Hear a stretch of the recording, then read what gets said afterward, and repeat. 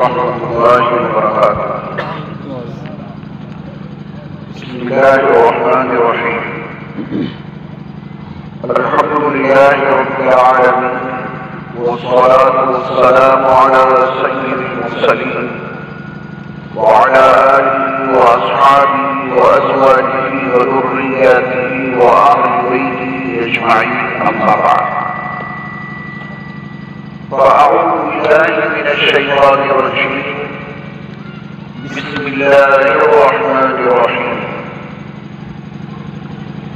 يا أيها الذين آمنوا واتقوا وأهلكم نارا وقودها الناس والحجارة عليها ملائكة غلاظ شداد لا يعصون الله ما أمرهم ويفعلون ما يؤمرون. حضرات علماء کرام، مشائخ اعظام، میرے دینی اور اسلامی بھائیوں، پیارے بچوں اور پردہ نشین خواتین ملت، یہ اللہ تعالیٰ کا بڑا فضل و کرم، ان کا انعام، اکرام اور احسان ہے کہ انہوں نے ہمیں اور آپ کو آج ایک ایسی دینی اور روحانی مجلس میں شریک ہونے کی توفیق عطا فرمائی ہے، جس میں قرآن و حدیث کے تناظر میں نہایت اہم اور ضروری باتیں پیش کی جا رہی ہیں۔ اللہ تعالیٰ ہمارے اور آپ کی زندگی بیٹھنے کو اپنی بارگاہ میں اس عنوان سے قبول فرمائے کہ اس مجمع میں سے ایک ایک فرد کو مغفرت کی بھیک دی جائے۔ اللہ سب کے سارے گناہوں کو معاف کر دے، اللہ سب سے راضی ہو جائے۔ میرے ایمان والے بھائیوں اور بہنوں، ہر انسان کے پاس کوئی نہ کوئی ایسی چیز ضرور ہوتی ہے جو اس کے نزدیک بہت قیمتی اور بڑی اہمیت کی حامل ہوتی ہے۔ جس آدمی کی نظر میں جو چیز بڑی اہم اور قیمتی ہوتی ہے تو وہ اس کی حفاظت کرنے میں کسی طرح کی کوئی کوتاہی نہیں کرتا،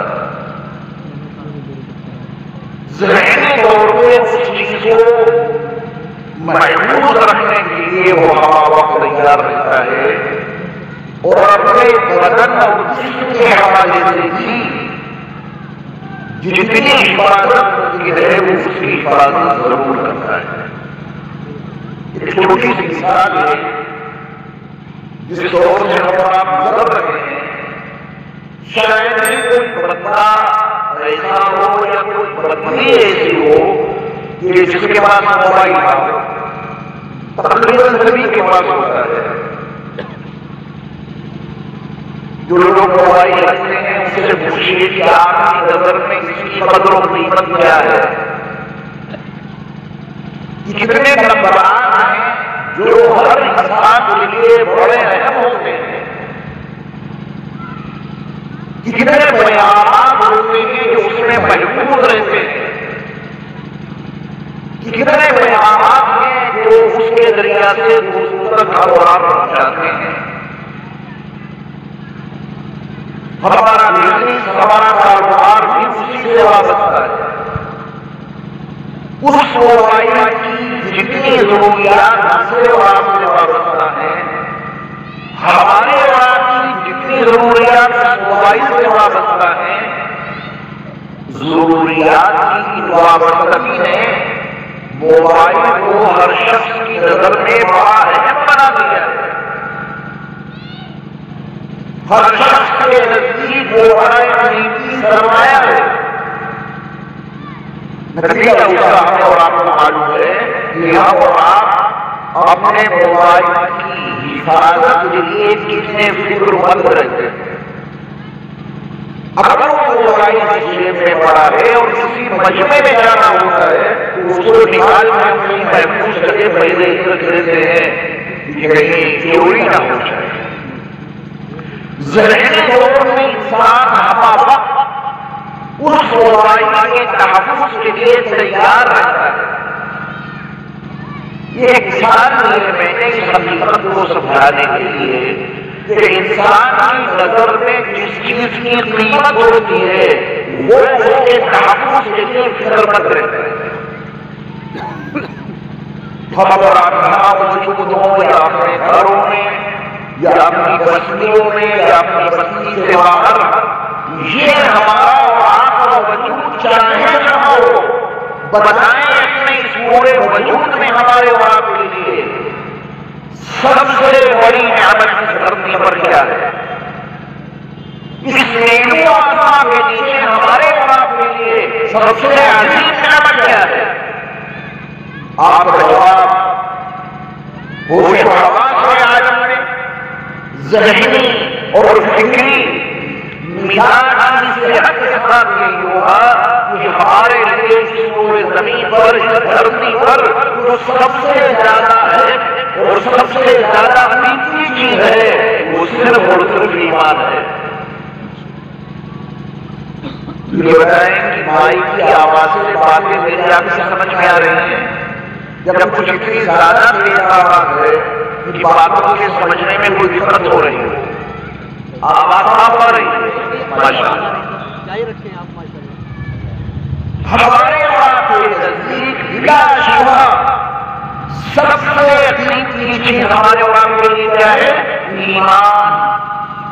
تو عمل بندی کا تقاضا یہی ہے کہ ہم اس عظیم نعمت اور اس قیمتی انعام کا تحفظ کرنے کے لیے ہم وقت فکر مند رہیں اور اس کو بچانے اور اس کی حفاظت کے لیے ہم اور آپ ہر وقت ہوش مندی سے کام لیتے رہیں۔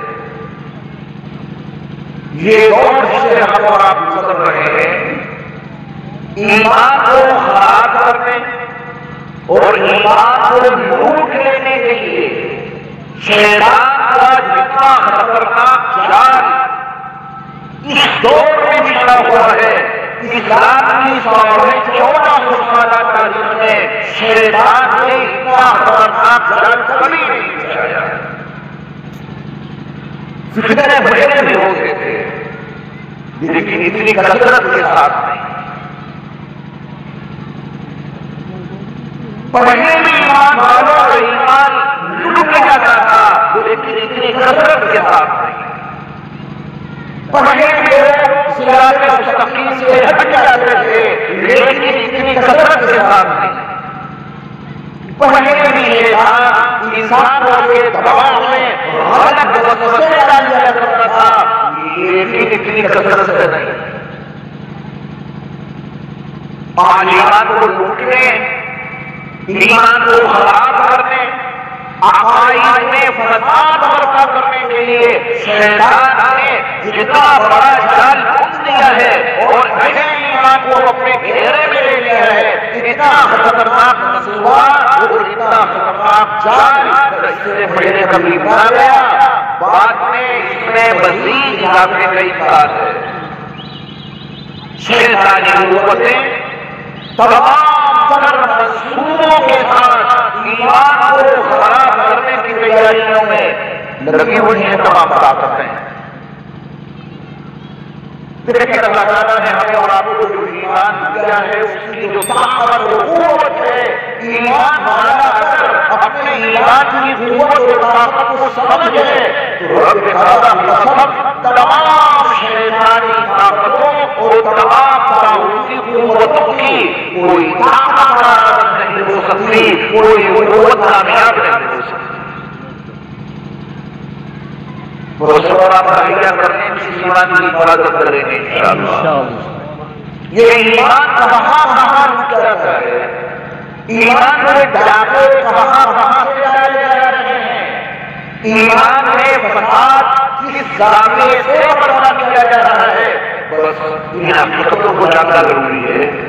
ہمارے اور آپ کے اپنے گھر ہوتے ہیں، گھر کے اندر قیمتی سامان ہوتا ہے، کوئی کمزور دروازہ ہے تو اس سے ہم آپ ضرور واقف ہوتے ہیں کہ یہ ہے کمزور دروازہ، چور ادھر سے آ سکتا ہے، تو اس کو مضبوط کرنے کی کوشش کرتے ہیں۔ بس ایمان والے بھائیوں، چور دروازے سمجھو، اصل حال میں جن راستوں سے فتنے برپا ہو رہے ہیں، جن حوالوں سے ہمارے اور آپ کے ایمان کو خطرہ لاحق ہو رہا ہے اور ایمان لوٹا جا رہا ہے اور ایمان کمزور ہوتا جا رہا ہے، ان دروازوں کو سمجھیں اور اپنا اتباع کریں گے کوشش انشاءاللہ۔ کیونکہ وقت بڑا مختصر ہے، آپ کا بڑا انتظار کیا، میں معذرت چاہوں گا، راستے میں بہت ٹائم لگ گیا، وقت میں ہم چل رہے تھے لیکن راستے میں کافی رش تھا جس کی وجہ سے پہنچنے میں داخل ہو گئی۔ ایمان جیسی عظیم نعمت کے تحفظ کے لیے جب تک ہم اور آپ فکر نہیں لیں گے اور جو دروازوں کو نہیں سمجھیں گے اس وقت تک ہمارے اور آپ کے ایمان کا تحفظ ہو نہیں سکتا۔ قرآن مجید کی وضاحت اور صراحت کے مطابق شیطان اپنے تمام جالوں کے ساتھ، تمام ہتھکندوں کے ساتھ کہاں میرے ہمیں آپ کو پہلے یہ طے کریں۔ شیطان شرارتوں میں شرارتوں کو بہکائے، اس کا وہاں کوئی کام نہیں۔ جوئے کے اڈوں میں شیطان جواریوں کو برے کاموں میں آمادہ کرے، وہاں اس کا کوئی کام نہیں۔ چوروں کی چوری کے مقامات پر شیطان جا کے ان سے چوری کروائے، وہاں شیطان کا کوئی کام نہیں۔ زنا کے اڈے آباد ہیں، وہاں اڈوں پر شیطان کا کوئی کام نہیں، کیونکہ وہاں یہ انسان خود شیطان کے کام کر رہے ہیں۔ میں قرآن کے حوالے سے بتاتا ہوں، شیطان یہ کر رہا، شیطان ہمارے اور آپ کے ایمان کو چکنے کے لیے بیٹھا رہا ہے۔ قرآن کے الفاظ میں دیکھیں، شیطان نے جواب اللہ سے کہی تھی کہ آپ کے بندوں کو گمراہ کرنے کے لیے بیٹھوں گا کہاں، اس نے اپنا مقام بتایا، کہاں کہاں بیٹھ کر آپ کے بندوں کا ایمان لوٹوں گا، کیونکہ قرآن میں اس کی وضاحت و صراحت موجود ہے۔ بڑی تراہیم کے ساتھ مضمون میں بڑی شدت پیدا کرتے ہوئے اس نے کہا تھا لَأَقْعُدَنَّ لَهُمْ صِرَاطَكَ الْمُسْتَقِيمَ۔ اللہ، جو آپ کا صراط مستقیم ہے، جو آپ کا سیدھا راستہ ہے، جس سے چلنے والے سیدھے جنت میں جائیں گے، جس کے لیے آپ کے بندے ہر نماز میں اهدنا الصراط المستقیم کہہ کر جس صراط مستقیم پر چلنے کے لیے آپ سے دعائیں مانگے، بس میں آگے اسی صراط مستقیم پر بیٹھوں گا، ضرور بیٹھوں گا، کیونکہ جو راہ ہم چلے بس مجھے وہی تو بہترانا ہے جو پہلے سے ہم راستے پہ چل رہے ہیں، میری خدمات کی انہیں کوئی ضرورت نہیں۔ پتہ بھی گیا صراط مستقیم پر بیٹھا ہے، چوری وہی ہوتی ہے جہاں مال ہوتا ہے، ڈاکہ وہی ڈالا جاتا ہے جہاں مال ہوتا ہے۔ شیطان کہاں گیا اور شیطان کہاں بیٹھ کر ہمارے اور آپ کے ایمان میں حملہ کرے گا۔ شیطان کی مقامات سے ہمیں آواز صالحہ اور ایمان جیسی عظیم دولت سے محروم کرنے کی کوشش کرے گا، اس کا پورا پتہ شیطان نے اللہ سے کہا تھا میرے اللہ نے اس رات کو راز سربستہ نہ رکھا بلکہ اس کی اس بات کو قرآن میں نازل کر دیا، نازل اس لیے کر دیا تاکہ ایمان والے بچے رہیں۔ غور کرنے کی بات ہے، کب ابا آدم کو ابلیس سے سجدہ کرنے سے انکار کیا تھا، کب ہمارے اللہ نے اس کو غلاموں سے درگاہ بنایا تھا، کب ہمارے اللہ نے اس کی گردن میں لانا کا توق بنانا تھا، کب ہمارا شیطان نے اللہ سے لَأَقْعُدَنَّ لَهُمْ صِرَاطَكَ الْمُسْتَقِيمَ کتنا صاف گزر گیا۔ قرآن کی اگر وضاحت صراحت نہ ہوتی تو نہ مجھے معلوم ہوتا نہ آپ کو یہ صراط مستقیم پر بیٹھے گا یا کہاں بیٹھے گا۔ اللہ نے اس کی بات ہمارے اور آپ کے فائدے کے لیے نقل کر دی۔ صراط مستقیم پر جب چلو گے تو شیطان سے تمہارا سابقہ ضرور پڑے گا۔ جب تم صراط مستقیم پر چلنے کا ارادہ کرو گے اس راہ پر تمہیں شیطان ضرور ملے گا۔ شیطانی طاقتیں اور طاغوتی قوتیں اس صراط مستقیم سے ہٹانے کے لیے اور بہلانے کے لیے تمام تر کوششیں کریں گی۔ تمہاری ذمہ داری ہے اپنے اللہ سے مدد مانگتے رہو، یقین اور اخلاص اور توکل اللہ کے ساتھ اس راہ پر چلتے رہو۔ ایک وقت ایسا آئے گا، ضرور آئے گا، کہ صراط مستقیم پر چلتے چلتے صراط مستقیم کا آخری کنارہ جنت کے آٹھوں دروازوں سے جا کے مل جاتا ہے۔ تم اس پر چلتے رہو گے، تمہاری منزل تمہیں جنت کی شکل میں ضرور مل جائے گی۔ سرور کائنات صلی اللہ علیہ وسلم نے ایک موقع پر سیدھے راستے کو، صراط مستقیم کو اور شیطانی راستوں کو ایک تفصیل کے ذریعے سمجھایا بھی ہے۔ بالکل سیدھا راستہ ہے صراط مستقیم کا، اس پر شیطان قدم قدم پر بیٹھے ہوئے ہیں شیاطین، جو اس کو شکنجے میں آیا صراط مستقیم سے دائیں جانب سے موڑ دے گا یا بائیں جانب سے موڑ دے گا۔ ہر جگہ کٹ لگے ہوئے ہیں صراط مستقیم پر چلنے والوں کے لیے، ہر جگہ کٹ لگے ہوئے ہیں، اور وہیں سے ہمارے واسطے ایمان کا امتحان شروع ہو جاتا ہے۔ اللہ کے نبی صلی اللہ علیہ وسلم نے اپنے دست مبارک میں لکڑی بالکل سیدھا راستہ کھینچا، سیدھی لائن کھینچی، اور سیدھی لائن کھینچنے کے بعد آپ علیہ السلام نے فرمایا هذا صراط ربک مستقیما، یہ تمہارے رب کا بالکل سیدھا راستہ ہے۔ اپنی بات کو توجہ سے سنیے گا، رسول مکرم صلی اللہ علیہ وسلم نے پھر اسی سیدھی لائن کے ساتھ دائیں جانب بائیں جانب بہت ساری لکیریں کھینچی، اور ان لکیروں کو کھینچ کے میرے مصطفیٰ نے فرمایا یہ شیطانی راستے ہیں، یعنی صراط مستقیم پر چلنے والے شخص کے لیے شیطانی راستوں پہ چلانے کے امکانات قدم قدم پر موجود ہیں۔ صراط مستقیم پہ چلے، یہ ایسا کوئی ایکسپریس وے نہیں ہے کہ کہیں کٹ نہ ہو تو آپ چل پڑے تو چلتے ہی رہیں، نہیں۔ رسول اللہ صلی اللہ علیہ وسلم نے اسی سیدھی لکیر سے دائیں بائیں جانے اور لکیریں کھینچی، اسی سیدھی لکیر سے ملا ملا کر ہر جگہ کٹ لگے ہیں، یہ انسان کب گمراہ ہو جائے۔ صراط مستقیم پر چلنے والا انسان کب شیطان کے راستے پر چل پڑے۔ اب وقت اس کا ایمان موجود ہے، جو اپنے ایمان کی حفاظت